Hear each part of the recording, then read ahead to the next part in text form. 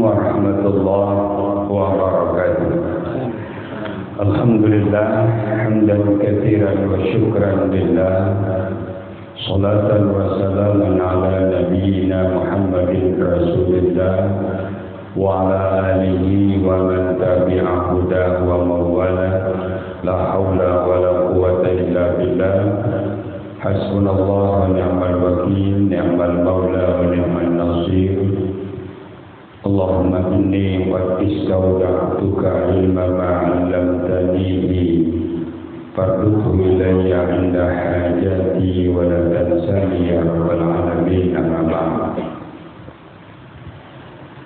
Bapak Ibu jamaah salat subuh, sholimin wa sholimat, kaum muslimin wal muslimat di mana saja berada, yang dirahmati dan dicintai oleh Allah Subhanahu wa taala.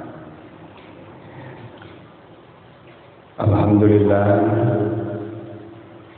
sampai subuh yang ke-15 pada saat ini kita masih diberikan oleh Allah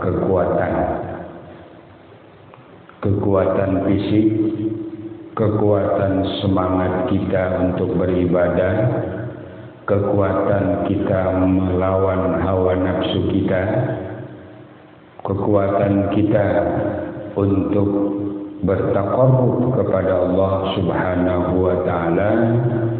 Ini adalah anugerah Allah, pemberian Allah, petunjuk Allah, pertolongan Allah Subhanahu wa taala. Salawat dan salam kita sampaikan kepada baginda Rasulullah, orang yang paling dicintai dan dimuliakan oleh Allah, orang yang dapat memberikan syafaat kepada kita, Nabiuna Muhammadin sallallahu alaihi wasallam wa ala alihi wa ashabihi wa qarabatihi wa azwajihi wa dzurriyyatihi ajma'in. Bapak Ibu jamaah kaum muslimin wal muslimat rahimakumullah. Karena Ramadan ini adalah bulan perjuangan. Sejauh mana kita berjuang untuk menguatkan diri kita. Kalau kita memperturutkan keinginan-keinginan di dalam diri kita, tentunya tidak ada kegiatan ini. Enaknya habis salat subuh tidur, ambil selimut, tarik bantal, tidur. Kalau kita mengikuti keinginan nafsu, karena kita ingin mendapatkan sesuatu dari Ramadan ini, tentu kita menguatkan diri kita. Kantuk kita lawan, capek kita lawan, keinginan mau tidur kita tahan. Kenapa?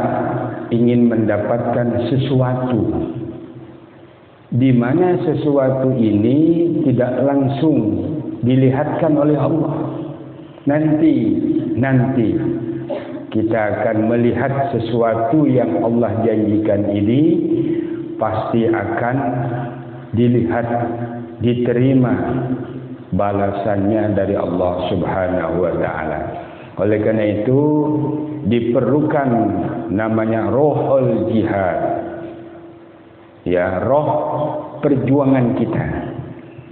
Tanpa ada perjuangan, tanpa ada pengorbanan, orang cenderung untuk mengikuti keinginan nafsunya yang nanti berujung dengan penyesalan dan penyesalan.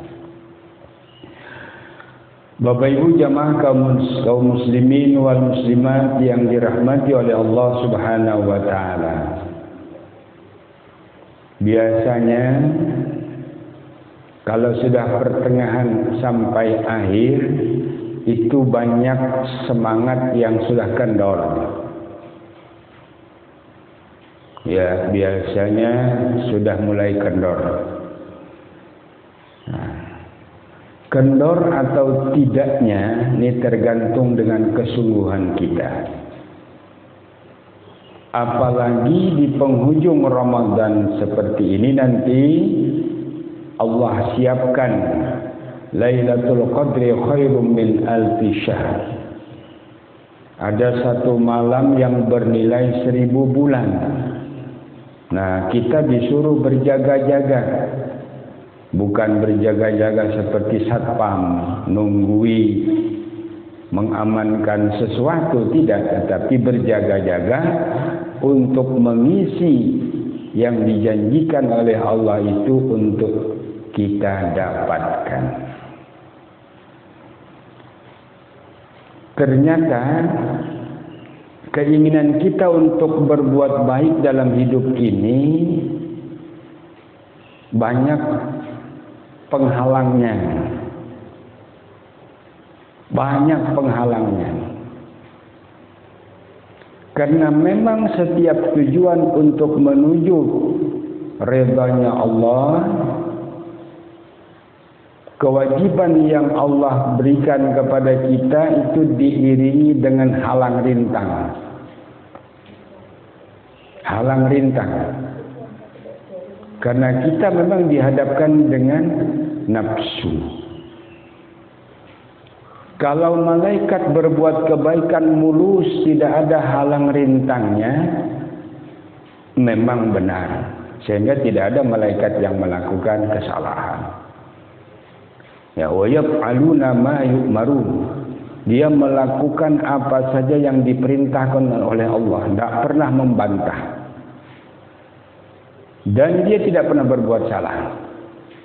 Ada malaikat yang sejak diciptakan sampai saat ini sujud saja, sujud dia. Ada yang ruku saja, ruku. Dan dia tidak pernah mengingkari perintah Allah. Tetapi manusia di saat berbuat baik seperti malaikat, tentu dia melebihi kapasitasnya. Karena malaikat tidak dihadapkan dengan nafsu, sedangkan kita berhadapan dengan nafsu. Jadi di saat kita dapat berbuat baik mengikuti seperti perbuatan malaikat, kita termasuk istimewa. Ada malaikat yang sholat sunnahnya sampai ribuan rakaat.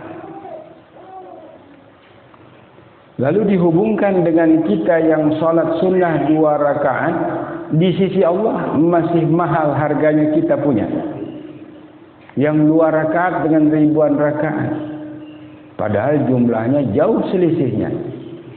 Sholat kita laksanakan 2 rakaat, malaikat ribuan rakaat, masih mahal kita nilainya. Lalu kenapa demikian? Karena kita memang dihadapkan dengan nafsu. Antara iya atau tidak. Rasa malas ada, rasa berat ada, rasa capek ada. Lalu untuk melakukan itu penuh dengan perjuangan dan pengorbanan. Ya, perjuangan dan pengorbanan. Ini kalau menurutkan nafsu, kita tiduran. Ya kan? Nah, tapi siapa-siapa yang bisa mengendalikan nafsunya, dia lebih tinggi martabatnya daripada malaikat. Ya. Walaupun malaikat itu tidak pernah berbuat salah. Bapak Ibu jamaah yang dirahmati oleh Allah Subhanahu wa taala. Pada suatu hari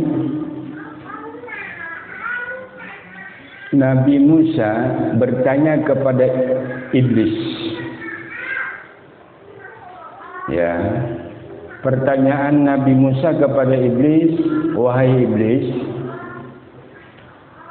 apa yang dilakukan oleh manusia sehingga manusia itu termasuk perangkapnya kamu? Apa yang dilakukan oleh manusia? Dan apabila manusia melakukan itu, berarti manusia sudah termasuk dalam jebakan kamu. Nah, rupanya iblis membocorkan rahasianya. Ya. Padahal kalau iblis mengatakan tidak perlu saya sampaikan. Ya, tetapi dia membocorkan rahasianya. Kata iblis kepada Nabi Musa, sekaligus juga pelajaran buat kita semua. Ya. Apabila manusia telah ku goda, lalu aku dapat menghancurkannya dengan 3 macam ini, berarti manusia itu termasuk dalam perangkapku. Nah, hati-hati kita, mudah-mudahan kita tidak termasuk. Ya. Apabila manusia sudah melakukan 3 macam ini, berarti dia sudah termasuk dalam perangkapku. Lalu kata Nabi Musa, wahai iblis, tolong dong sampaikan. Apa rahasia yang kalau kamu goda manusia dengan 3 macam ini dan manusia bisa jatuh di bawah pelukanmu, di bawah rangkulanmu, di bawah komandonya kamu, apa itu? Nah, iblis bocorkan rahasia. Yang pertama kata iblis, ya, a'jabathu nafsuhu. Ya. Apa itu a'jabathu nafsuhu? Merasa dirinya lebih besar, lebih tinggi, lebih baik, lebih kaya, lebih hebat, lebih mulia, lebih bagus dari orang lain. Nah, ini berhati-hati kita. Ada di hati walaupun tidak terucap perasaan merasa lebih tadi. Umpamanya seorang qari merasa lebih bagus bacaannya. Seorang ustadz lebih bagus umpamanya isi ceramahnya. Ya. Kepala pemerintahan merasa sukses dalam memimpin, merasa lebih baik daripada orang lain. Ya. Siapa saja yang di dalam hatinya merasa lebih, nah ini pengertiannya luas, merasa lebih daripada orang lain dalam bentuk apa saja, perasaan lebih itu memang kusemai di dalam hatinya, kata iblis, supaya dia merasakan lebih bagus, lalu dia lupa dengan Tuhan yang menciptakannya. Oleh karena itu di saat kita dipuji oleh orang, ini hati-hati kita juga. Kita dipuji oleh orang. Oh, anak kita cantik ya. Ya kan, umpamanya. Bacaan kita bagus ya. Ya. Kemampuan kita hebat ya. Ya, itu pujian. Jangan kita terlena dengan pujian itu, karena itu adalah perangkap-perangkap syaitan untuk menghancurkan diri kita. Kalau kita mengakui kehebatan orang yang memuji tadi, maka sudah masuk kita. Ya, sehingga dianjurkan di saat orang memuji, kita segera untuk mengembalikan pujian itu kepada Allah. Karena kalimat alhamdulillahi rabbil alamin, segala puji itu hanya milik Allah yang menciptakan alam semesta ini. Jadi bentuk-bentuk pujian apa saja, bagaimana saja bukan milik kita. Bukan milik kita, tapi milik Allah. Lalu bagaimana di saat orang memuji kita, kita kembalikan kepada Allah. Alhamdulillah, dengan izin Allah, saya bisa menyelesaikan pekerjaan ini. Alhamdulillah, dengan izin Allah saya bisa mengerjakan hal ini. Artinya puji itu milik Allah. Di saat orang tidak bisa mengembalikan puji tadi, seolah-olah dia yang punya puji tadi, maka orang itu tersandung sudah dengan jebakannya syaitan laknatullah menghancurkan diri kita. Oh, enak juga ya masakan kita ini. Oh, senyum, ngembang senyumnya. Dia tidak sadar bahwa ilmu bisa memasak tadi juga datangnya dari Allah.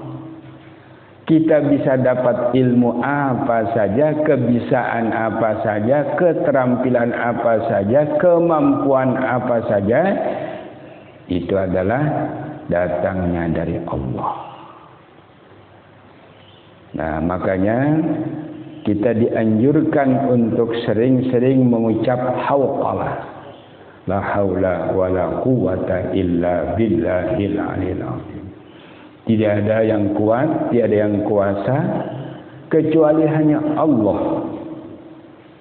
Tidak ada yang punya kemampuan kecuali Allah. Karena pada dasarnya kita apa? Tidak ada punya apa-apa.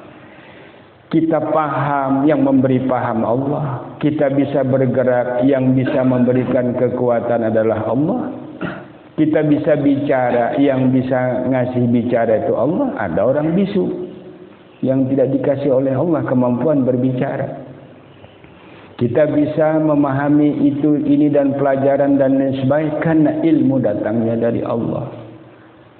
Nah, di saat Allah berkehendak untuk menarik ilmunya, nah makanya kalau kita lihat unsur kejadian manusia, dari bayi dia tidak bisa bicara. Ya, kekuatannya lemah. Kemudian meningkat anak-anak, remaja, dewasa, dia mampu diberi oleh Allah kekuatan yang bagus. Tapi di saat dia menapaki kehidupan akhirnya, pada usia-usia senjanya, itu ditarik oleh Allah kembali kemampuan-kemampuan tadi. Matanya yang tajam tidak bisa lagi melihat. Telinganya yang jelas mendengar sudah mulai tidak jelas. Matanya rabun, kemampuan bicara juga sudah tidak bagus lagi. Kenapa?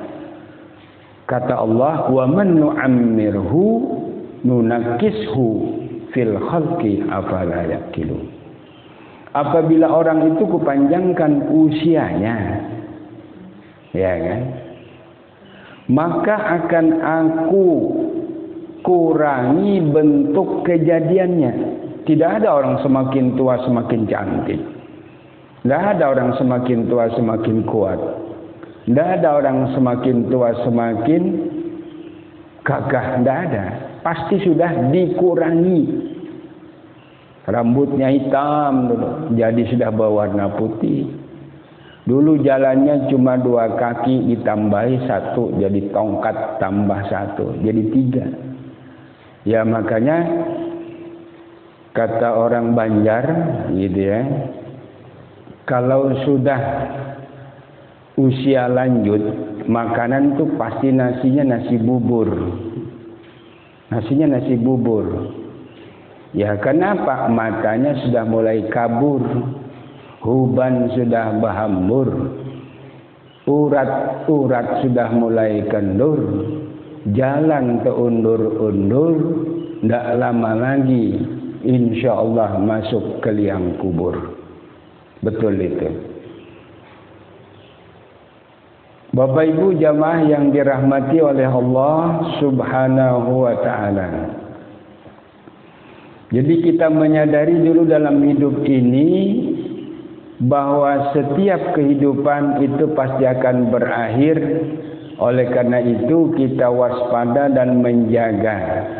Jangan sampai di hati kita ajabathu nafsuhu, merasa lebih dari orang lain. Di saat dipuji orang, pujian itu jangan ditetapkan untuk diri kita, kembalikan kepada pemiliknya. Alhamdulillah kita bisa begini, bisa begitu karena semata-mata pemberian Allah. Jadi jangan kita akui puji tadi milik kita. Apabila kita mengambil ucapan pujian orang tadi kita miliki, kita jadikan kita punya, maka sudah salah.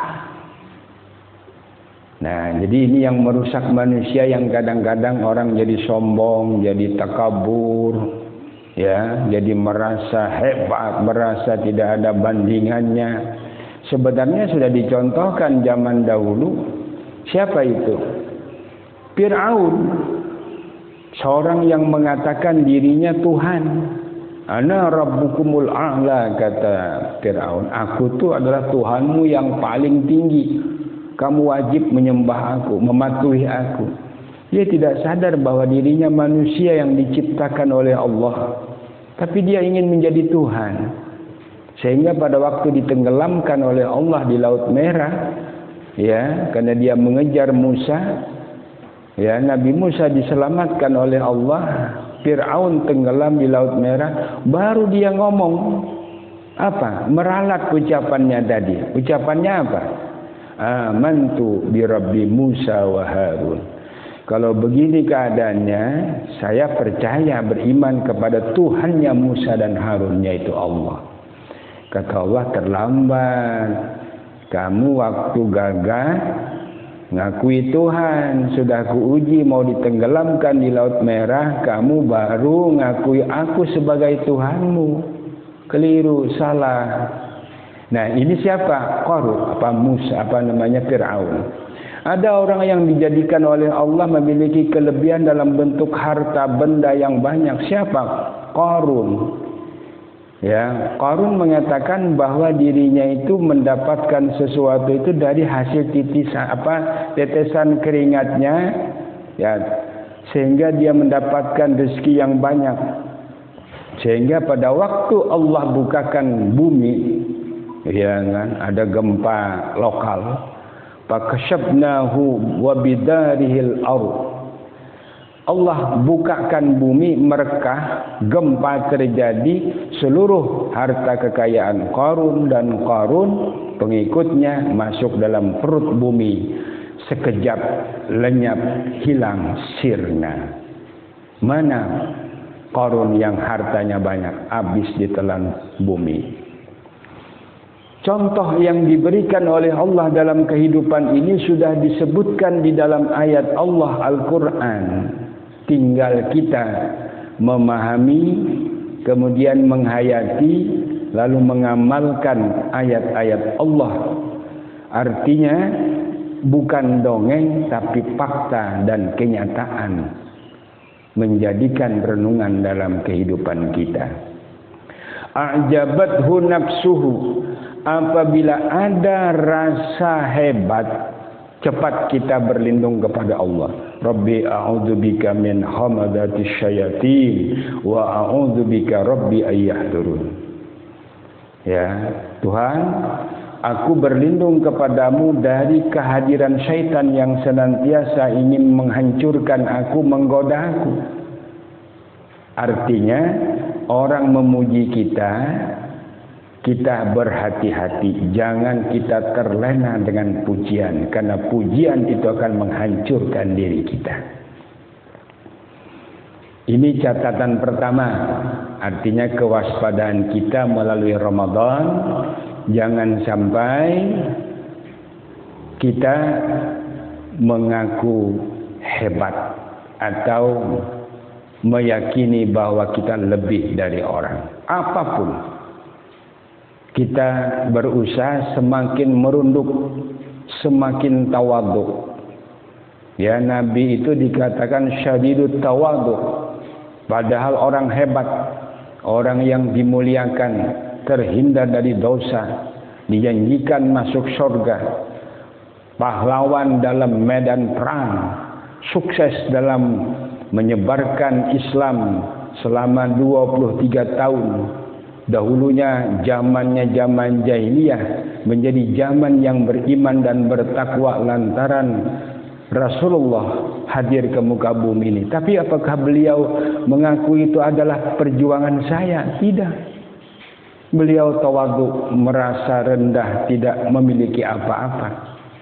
dan kesehariannya pun tidak mau dikawal dengan ajudan, tapi yang menemani beliau adalah anak-anak fakir miskin, orang-orang mustad'afin, orang-orang yang tidak mampu, menunjukkan bahwa beliau adalah apa? Orang yang paling tawadhu. Pernah terjadi satu peristiwa, Umar ibn Khattab pada waktu penaklukan Palestina, pada zaman pemerintahan Amirul Mukminin Khalifah Umar ibn Khattab, pada saat itu pejabat di Palestina mengatakan, kami akan memberikan kunci masjid Palestina ini kepada Umar kalau Umarnya yang langsung datang ke sini.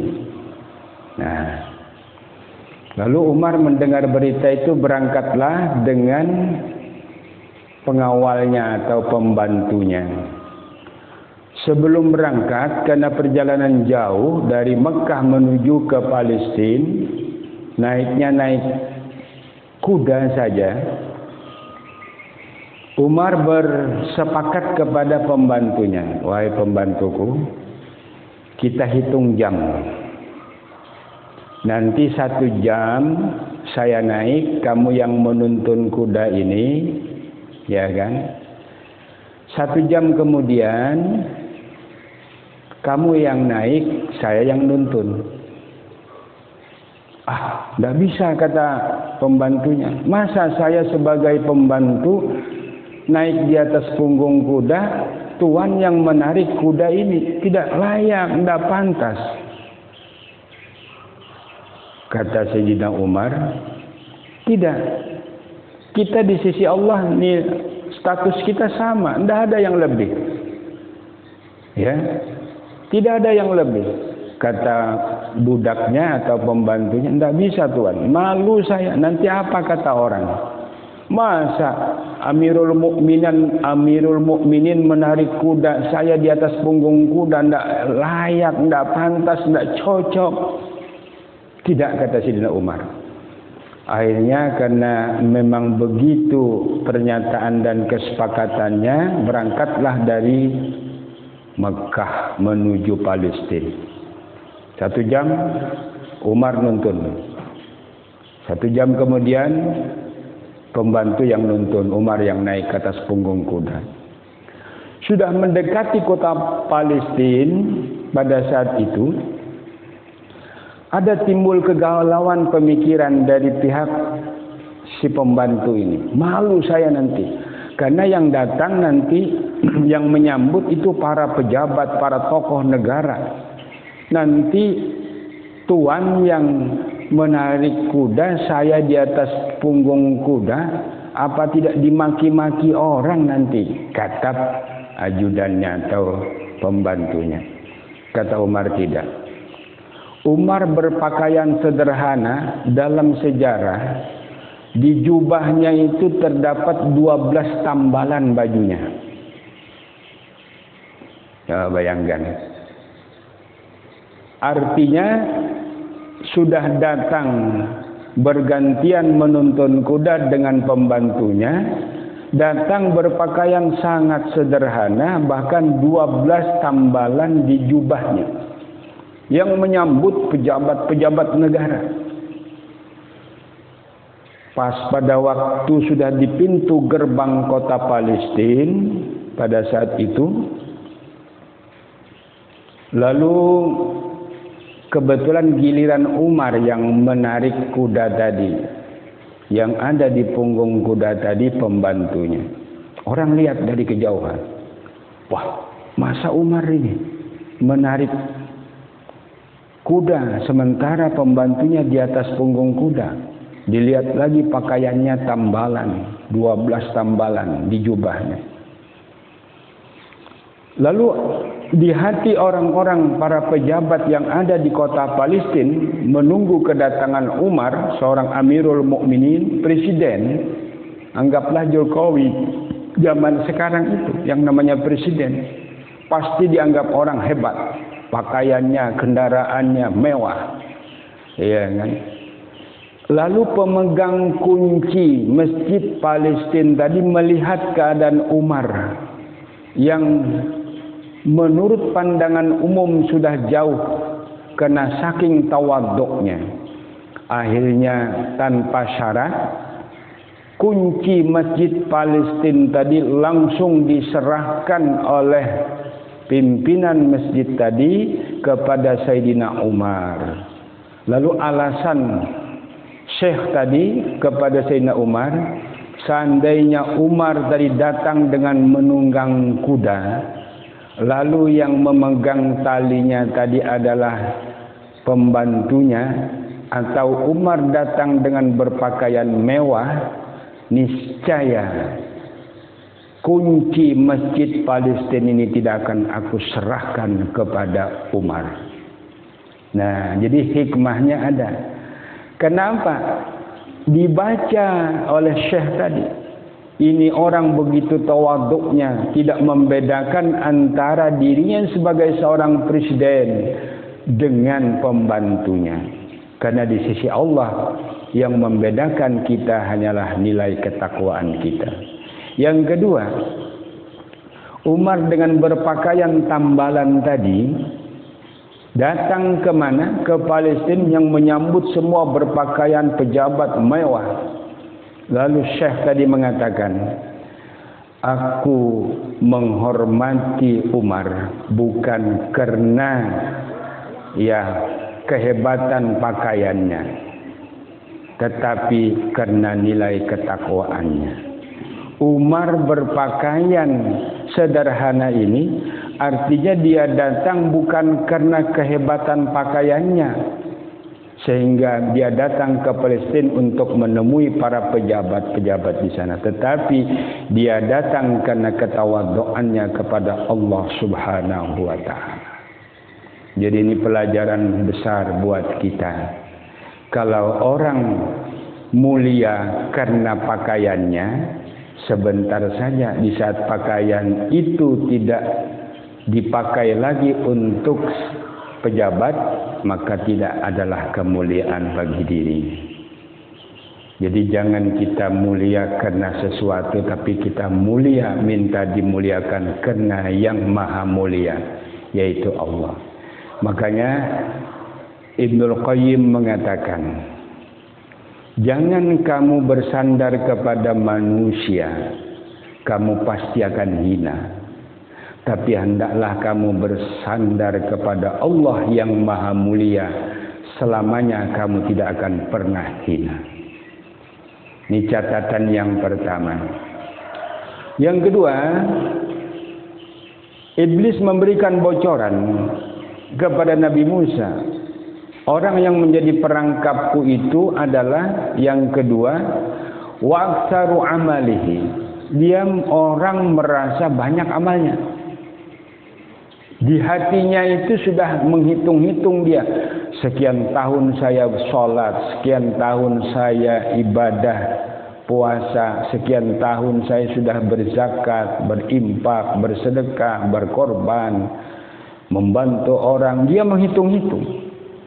Nah, apabila orang selalu menghitung amal ibadahnya, lalu dia merasa ibadahnya itu cukup, maka itulah orang yang dalam perangkapku, kata syaitan. Jadi kita jangan merasa ibadah itu banyak.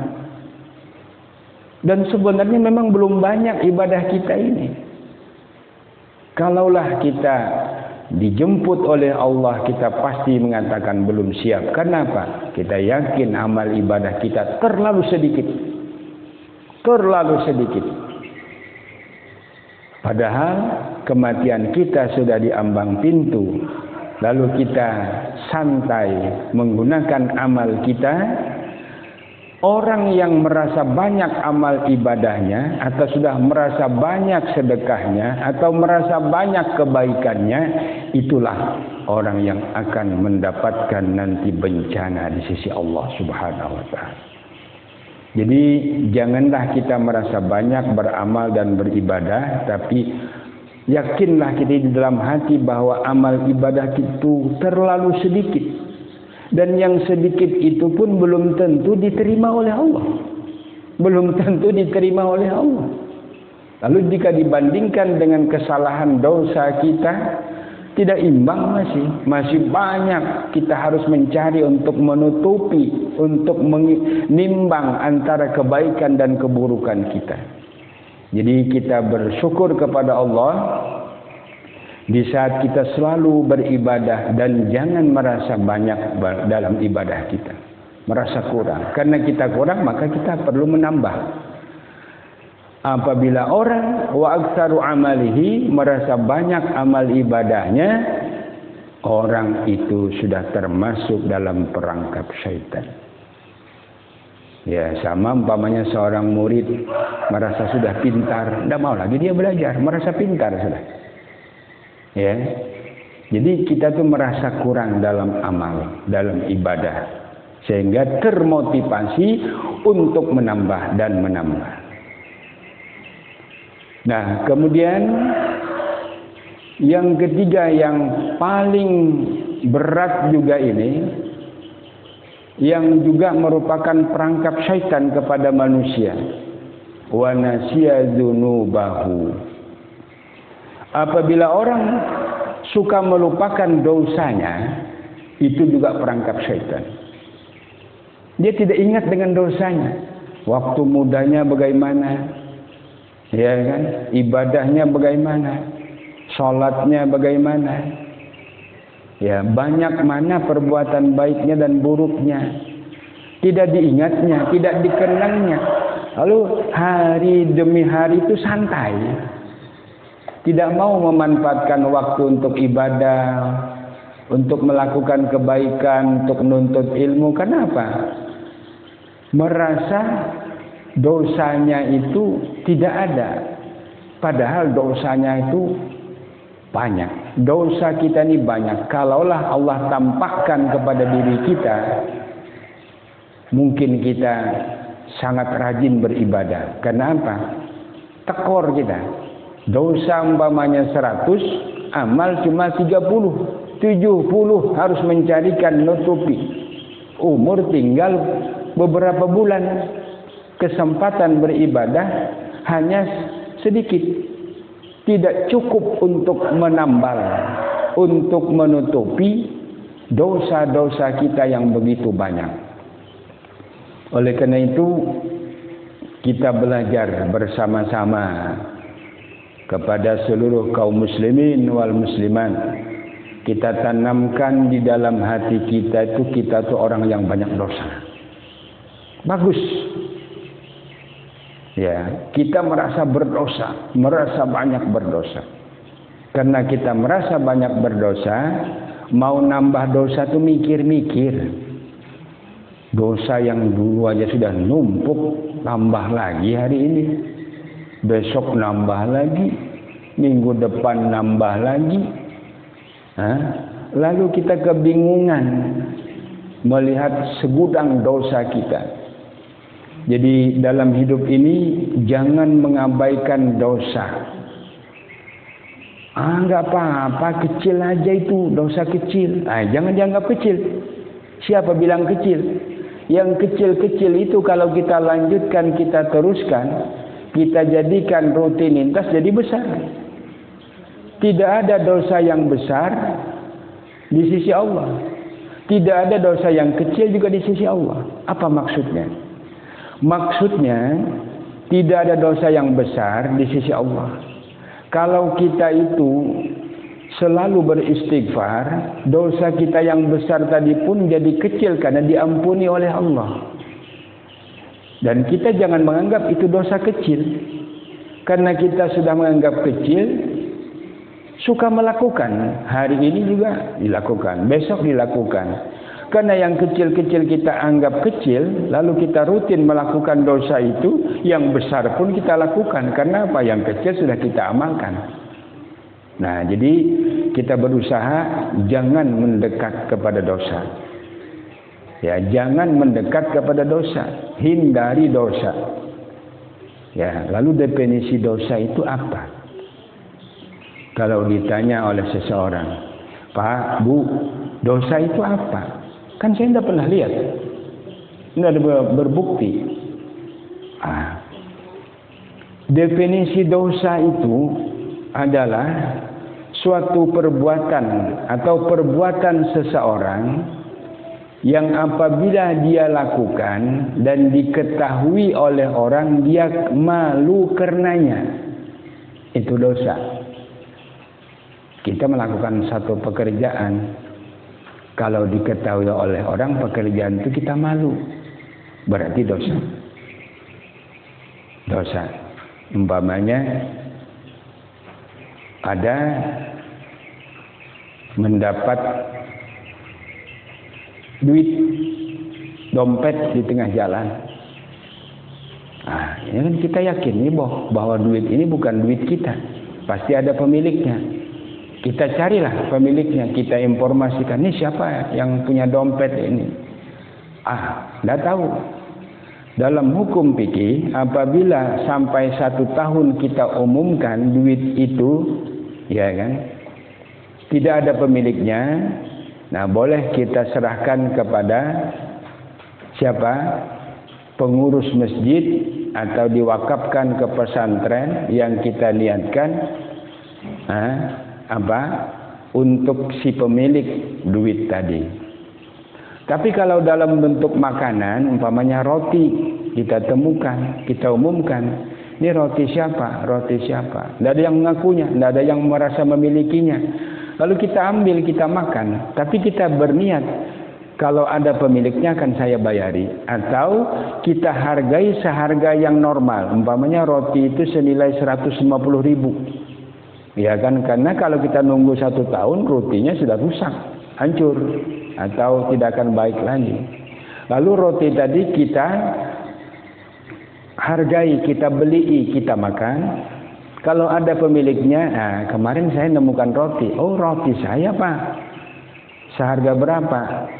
Saya beli kemarin itu 150.000. Ya, kita bayari 150.000. Kalau umpamanya tidak ada pemiliknya, nah uangnya kita serahkan ke masjid atau ke baitul mal atau ke pesantren atau ke panti asuhan yang kita niatkan jika nanti di yaumil hisab dihitung amal kita, ada tabungan orang yang tadi dimilikinya, diambilnya karena kita niatkan untuk si pemiliknya, bukan kita berimpak untuk diri kita. Nah, begitulah menurut hukum syariat. Bapak Ibu jamaah yang dirahmati oleh Allah, ini dulu yang dapat kita bicarakan di subuh ke-15 ini. Mudah-mudahan bermanfaat untuk kita semuanya. Yang jelas kita ingat jebakan syaitan itu ada 3. Pertama, a'jabat nafsuhu, merasa diri paling hebat. Salah sudah itu. Yang kedua, wa aktsara amaluhu, merasa amalnya paling banyak. Salah juga. Yang ketiga, wa nasya dzunubahu, melupakan dosa-dosanya. Salah lagi. Makanya kita waspadai 3 macam ini sebagai modal kita. Mudah-mudahan kita nanti di saat dihisab oleh Allah tidak kesandung dengan 3 macam ini. Amin ya rabbal alamin. Demikian, salah khilaf mohon dimaafkan. Kita tutup bersama-sama dengan membaca hamdalah alhamdulillahi rabbil alamin. Doa kafaratul majlis. Subhanakallahumma wa bihamdika asyhadu an la ilaha illa anta astaghfiruka wa atubu ilaik. Wassalamualaikum warahmatullahi wabarakatuh.